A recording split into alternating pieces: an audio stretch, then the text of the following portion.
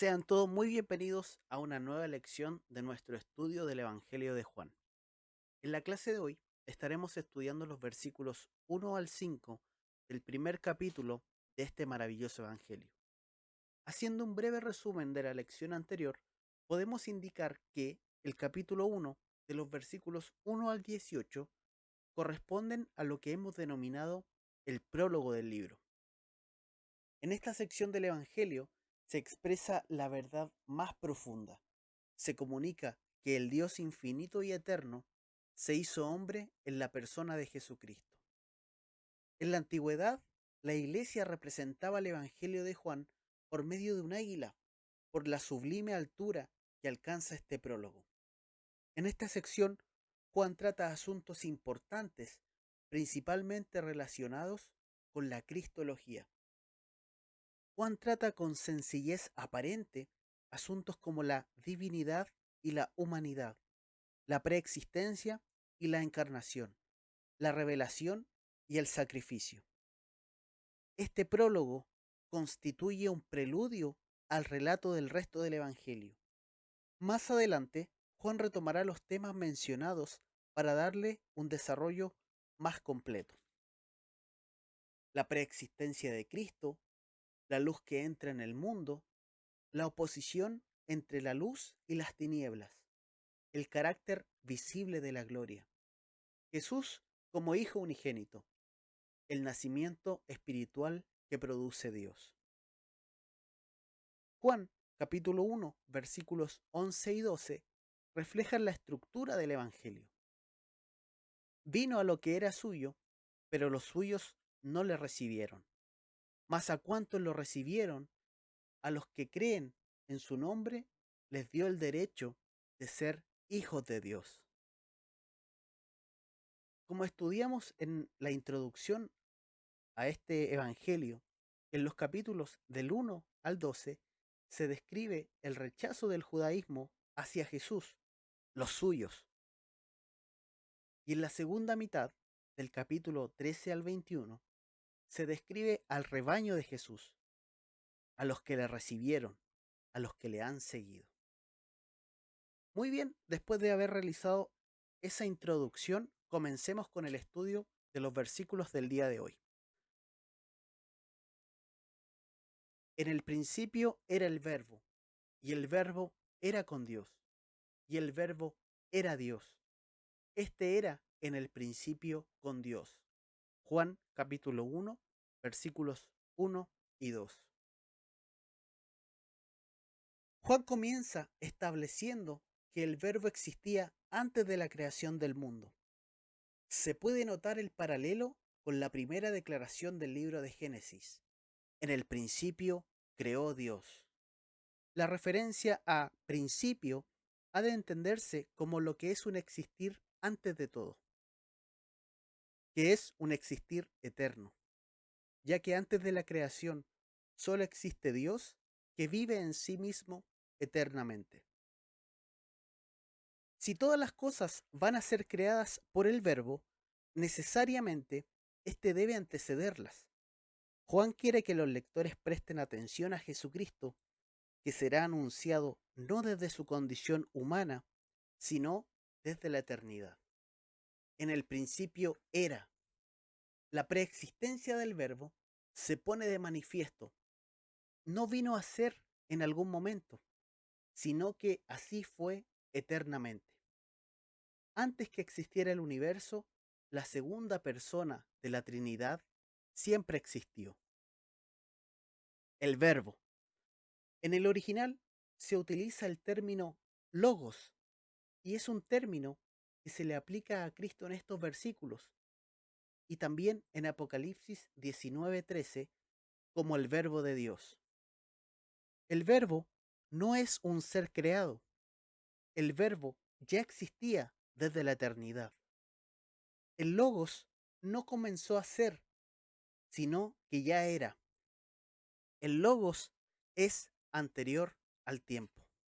El Logos está cargado de significado para judíos y griegos. Para los filósofos griegos, el Logos, en algún sentido, era una fuerza creadora además de una fuente de sabiduría. Este término habría significado uno de los principios más importantes del universo. Entonces, para los griegos, Juan presentaba a Jesús como la encarnación del Logos. Sin embargo, a diferencia de este concepto griego, Jesús no es una fuerza impersonal. Pero el Logos no era un concepto solamente griego. Para los judíos, la palabra del Señor era un asunto importante en el Antiguo Testamento. La palabra del Señor era la expresión del poder y sabiduría divina. Con la palabra Dios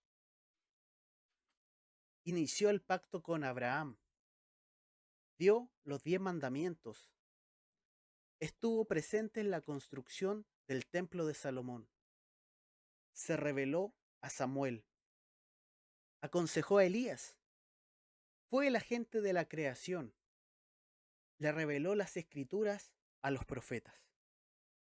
Entonces, a los lectores judíos, Juan presenta a Jesús como la encarnación del poder y la revelación divina. Jesucristo, como el Verbo encarnado, es la palabra final para la humanidad. Dios, habiendo hablado muchas veces y de muchas maneras en otro tiempo a los padres por los profetas, en estos postreros días nos ha hablado por el Hijo, a quien constituyó heredero de todo, y por quien asimismo hizo el universo. Hebreos capítulo 1, versículos 1 y 2. El Verbo era con Dios.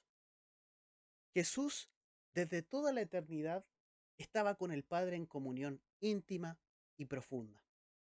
También se puede expresar como estar cara a cara. El Verbo es una persona, no es un atributo, y tiene la misma esencia del Padre. Aún así, Jesús dejó la gloria del cielo y su privilegio de la comunión cara a cara con su Padre. Juan 17:5. Se despojó a sí mismo, tomando forma de siervo, hecho semejante a los hombres. Se humilló a sí mismo, haciéndose obediente hasta la muerte y muerte de cruz. Filipenses 2, 7 y 8.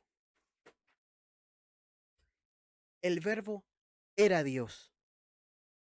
Con solo 4 palabras, tal vez sea la declaración más clara y directa sobre la deidad de nuestro Señor Jesucristo que hay en las Escrituras.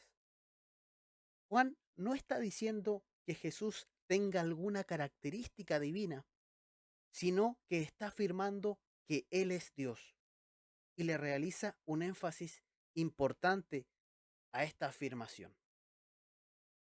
Versículo 2. Este era en el principio con Dios. A simple vista, se puede indicar que solamente está repitiendo parte del versículo 1, pero enfatiza nuevamente acerca de la eternidad del Verbo. En nuestra cultura occidental, para decir que algo es importante, solemos utilizar comillas o lo subrayamos con color, pero en la cultura judía, para indicar que algo es importante, se repetían algunas frases. Por ejemplo, en los evangelios, cuando Jesús quería decir algo importante, él decía, de cierto les digo. Por lo tanto, Juan enfatiza la afirmación de la eternidad del Verbo, repitiendo esta frase en el versículo 2. El Verbo y la creación.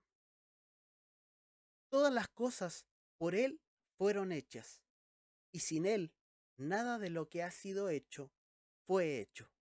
Juan 1:3.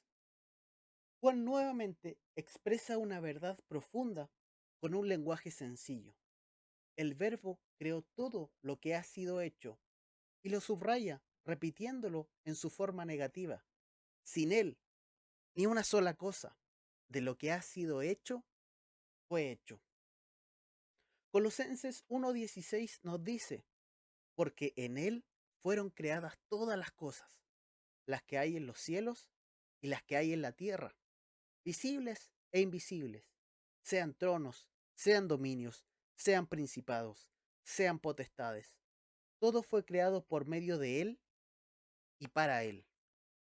Jesús, como el Creador, verifica su deidad en Génesis 1, Salmos 102, 25, Isaías 40, 28, Isaías 42, 5, Isaías 45, 18, Marcos 13, 19, Romanos 1, 25, Efesios 3, 9 y Apocalipsis 4, 11, entre algunos de los versículos. En él estaba la vida, y la vida era la luz de los hombres. La luz en las tinieblas resplandece, y las tinieblas no prevalecieron contra ella. Cristo, la personificación de la vida y la luz eterna y gloriosa, entró en el mundo de los hombres, un mundo oscurecido por el pecado. Como se mencionó en la introducción de estos estudios, los temas de vida y la luz son frecuentes en el Evangelio de Juan.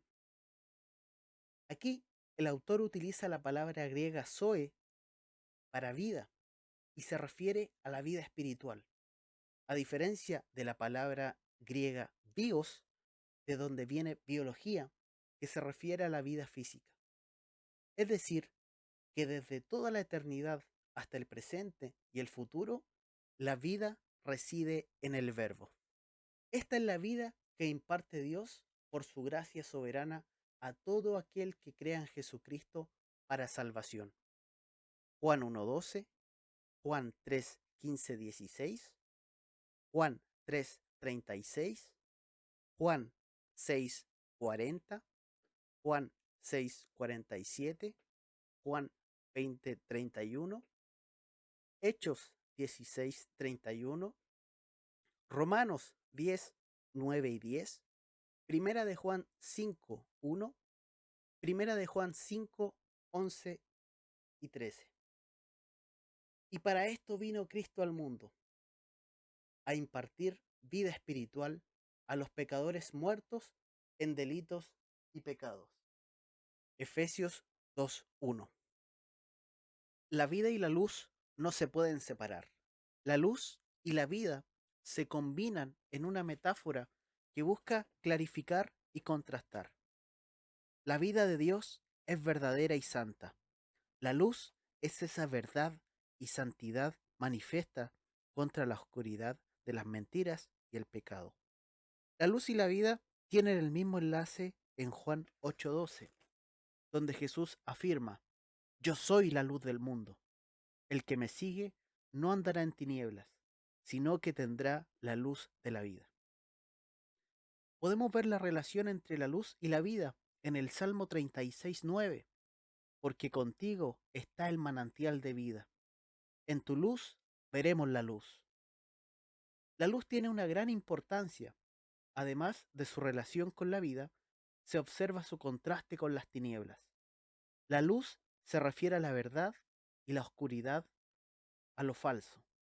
La luz es la santidad y las tinieblas el pecado. Jesús es la fuente de vida y la luz en las tinieblas resplandece y las tinieblas no prevalecieron contra ella. En Mateo 8:29, algunos demonios clamaron diciendo: ¿qué tienes con nosotros, Jesús, Hijo de Dios? ¿Has venido acá para atormentarnos antes de este tiempo? Jesús en la casa de Pedro en Capernaum echó fuera muchos demonios. Marcos 1:34. Y así en muchos otros pasajes. Como Satanás y sus demonios entienden que no pueden prevalecer contra la luz, Satanás ha tratado de matar la vida o de extinguir la luz a lo largo de la historia. Él intentó destruir a Israel en el Antiguo Testamento, la nación de la cual vendría el Mesías.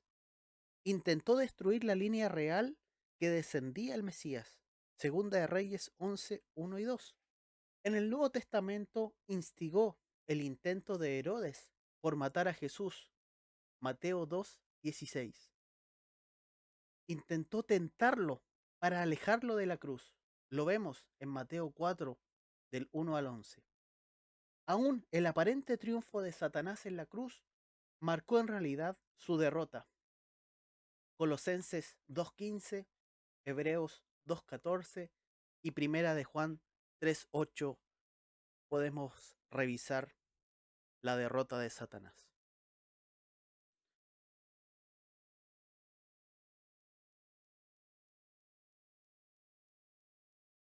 Estos versículos que hemos estudiado en la lección no es un mensaje que ofrece esperanza, no es uno más, sino que es el mensaje que es la única esperanza. No es una idea, sino que es una persona, esta esperanza. El Verbo encarnado nos dice que Dios está decidido a comunicarnos algo más que solamente conceptos. El mensaje está accesible. Cada uno de estos mensajes, cada uno de estos versículos está asociado y se revela a lo largo de toda la Biblia. Jesús no es un buen hombre entre muchos otros. Jesús es Dios en carne. Jesús es la luz que resplandece. Solo en Él tenemos vida. Estos temas serán recurrentes en el estudio del Evangelio de Juan. Algunas preguntas de revisión antes de finalizar esta lección, para que las consideren, para que las puedan realizar como tarea. Pregunta 1. ¿Quién era el verbo? Pregunta 2. ¿Dónde estaba el verbo? Pregunta 3. ¿Qué estaba en el verbo? Pregunta 4. ¿Dónde resplandece la luz? Pregunta 5. ¿Qué significaba el logos para los griegos? Pregunta 6. ¿Qué significaba el logos para los judíos? Esperamos que este estudio de los primeros versículos del Evangelio de Juan hayan traído claridad a sus vidas. Los esperamos en nuestro próximo estudio. Que estén muy bien. Hasta luego.